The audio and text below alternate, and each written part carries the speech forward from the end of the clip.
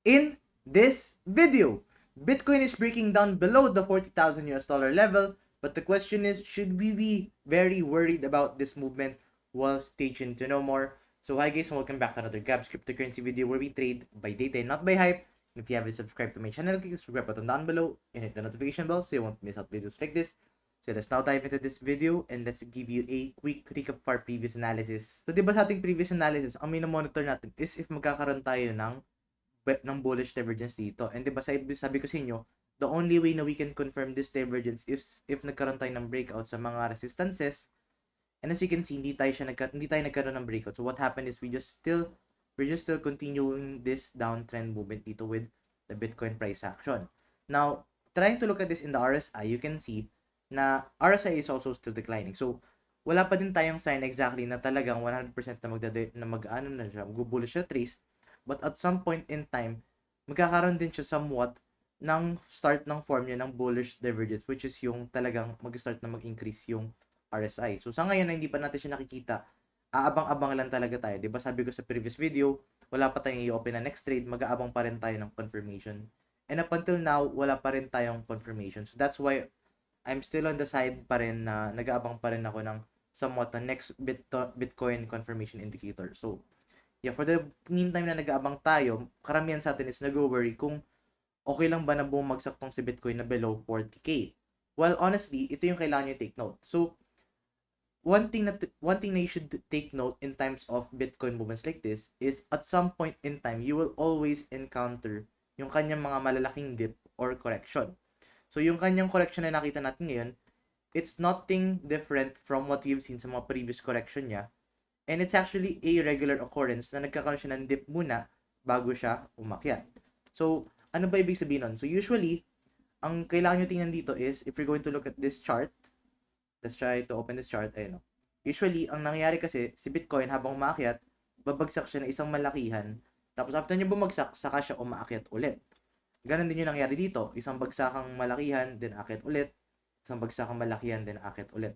Ngayon, as you can see, masyadong malaki yung inakyat natin dito kay Bitcoin. So, it's more likely na we might see somewhat of a much bigger felt correction. But ang kagandahan naman nito is, at kahit papano, medyo malayo na nga tayo dun sa ating mga previous support area. So, ibig sabihin nun, malaki na yung tinaas talaga natin. So, in this case, ang maganda na tingnan dito is yung mga iba't ibang support area dito, which is around the 37 or 38,000 US dollars. Next is around the 36 or 35.5 US 35,000 US dollars. So, around those area, yun yung makikita nating support area. Ngayon, should we be worried about this? Kaya sabi ko sa inyo kanina, you shouldn't be worried about that. Rather than looking at this na pababa na yung buong crypto market, I think you should look at this as an opportunity. Kasi most of the time, sa mga hindi nakakaalam, yung mga movements like this, it's actually a buying opportunity for you to re-enter in the longer time frame. So, ano ba ibig sabihin nun? Kasi if you're going to look at the previous Bitcoin price action, let's say dito ako bumili around the 23,000 US dollars. Tapos bumagsak siya. And then, umakit siya ngayon. Yung total increase na nakuha natin from the 23,000 would be around 31%, which is not bad. That is okay. But ito yung kagandahan ng sinasabi natin ng compounding interest, which is yung na-maximize natin itong mga lower levels na yan. If nakabili tayo dyan, mas malaki pa din natin kikitain. So as you can see, if let's say bumili ka nung bumagsak siya or habang bumabagsak siya, pwede mo kasi kunin yung average yan. Tapos yung average niyan, yun yung magiging total position nyo. So, kung yari, yun yung total average between, nag-fall siya within the 20,000.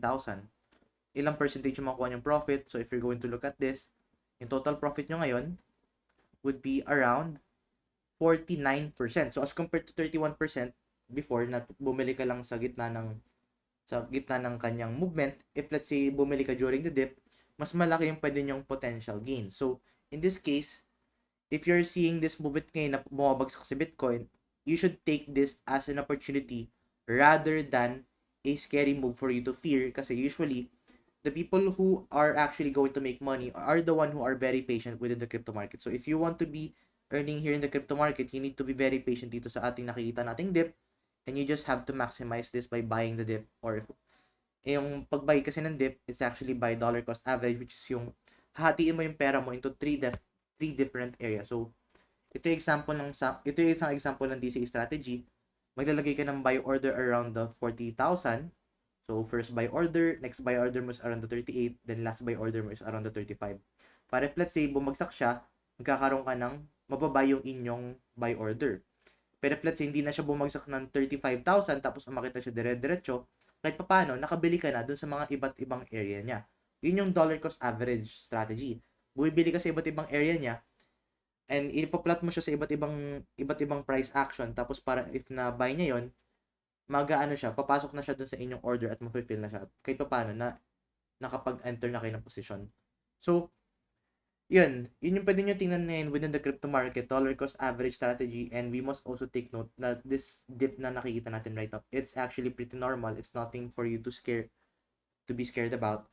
So yeah, you're just going to give you assurance for this day kasi not much update lang din for the Bitcoin price action, but kahit pa paano, we need to talk about yung mga nakikita nating sentiment online. Ang daming kinakabahan kasi dahil sa nakikita nating dip. But yeah, yun lang talaga yung nakikita natin dito. Yun lang muna update natin for the time being, and I'll see you guys in the next video. Bye-bye for now.